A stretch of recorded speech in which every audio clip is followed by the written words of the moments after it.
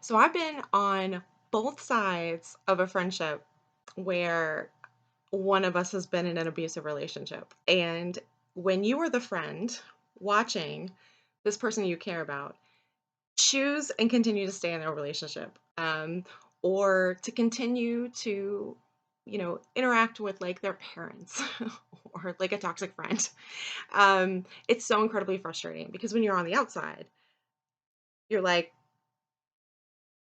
what are you doing? I mentioned in another video, it's really similar to watching a horror movie because you know where it goes. You know what's happening.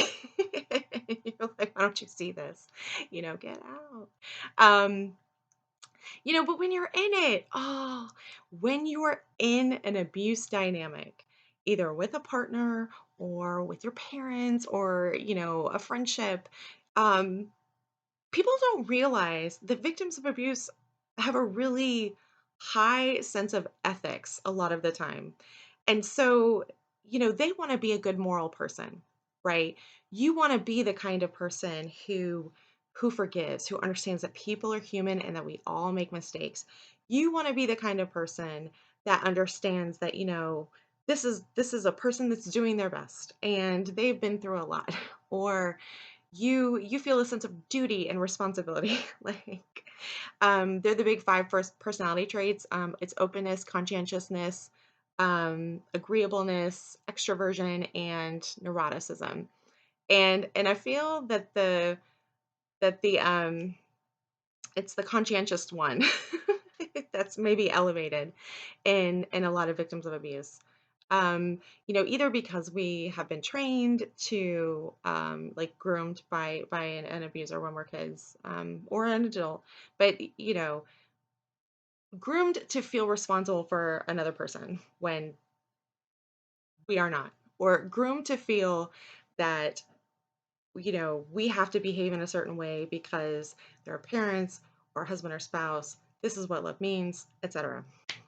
So anyway, you're on the outside.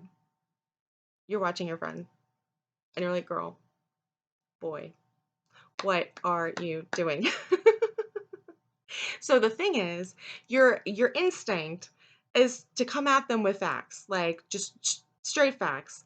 This is abusive, they're treating you badly, blah blah blah. Here's a list. I go to I think it's org, loveisrespect.org.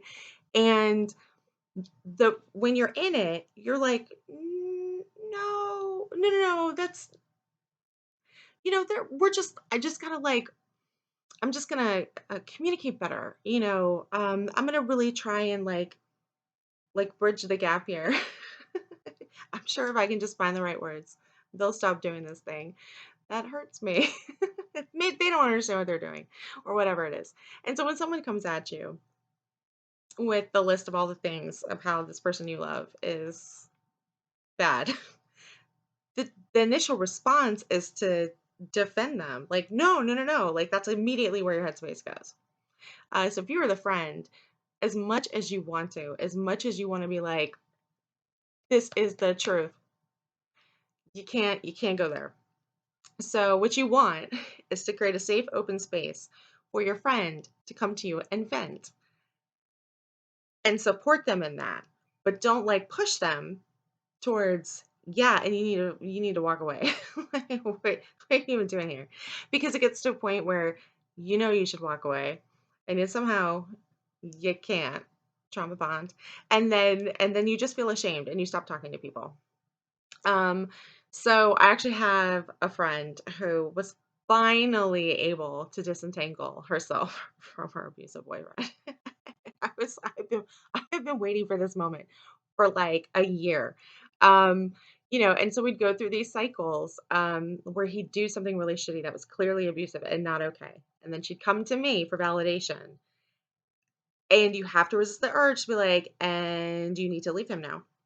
So what I, I would validate it. Say, yeah, that was fucked up. That's abusive, you know, but girl, I'm with you, right? I know you care about him. And I know that this is a person that you love. And I'm with you wherever you're at with this relationship. So if you want to be with him, I'm going to support you in that. And if you're ready to walk away, I'm going to support you in that. And so he finally, he finally did the thing that crossed her boundary line. And that was the point at which, she was like, bump this, I'm out, we're done here. And um, so I was talking to her and I was like, are you leaving? Are you are you walking away here? Because if you are, I'm ready to like burn bridges, like delete, block, stop talking, like unfriend, unfollow, unsubscribe, all the things. Like this, he can be gone now. Like, are you, because I want to be there for you if you go back to him. But if you're like finally ready to let this dude go, like, girl, it's just like, yeah, I'm fine. Like, I've reached my limit. I was like, okay. And I did. Like, I was like, delete, unfriend, blah, blah, blah. Stop talking. Um, of course, now I'm going, please don't go back together, because then neither of them are gonna want to talk to me. So I was like waiting. I was like, we're sure? Are we sure, sure, sure? Because I'm not, I want to be in your life. I can't be in your life if you go back to this guy, and it burnt all the bridges. So she did. She's gone, she's out, she's got her family around her. They're all supporting her, and in the don't go back to this dude train. And it's the biggest relief to finally see this person like walk away. And I know that my friends, when I was doing it, were like, "What do you do? You're not dumb. You're a smart person. You know what's happening here. You were even able to articulate it. And why? Why are you struggling with this?" And um, you know, the reason I was struggling with it is because I wanted to be a good person. And I know I make mistakes and I'm human too. And there's a sort of concept of forgiveness that you need in relationships, and it's a good one in healthy relationships, but it bites you in the ass when you're in an unhealthy relationship, which is why when I write on the subreddit, I always say healthy relationship um, tools do not work in a dysfunctional relationship. Um, all it does is increase the dysfunction, and you're trying to apply these healthy tools, and the framework is just all wrong. Anyway, I hope this makes sense. Um, Let's join me in celebrating whoop whoop from a friend who finally got out. Anyway, I'll talk to you next time.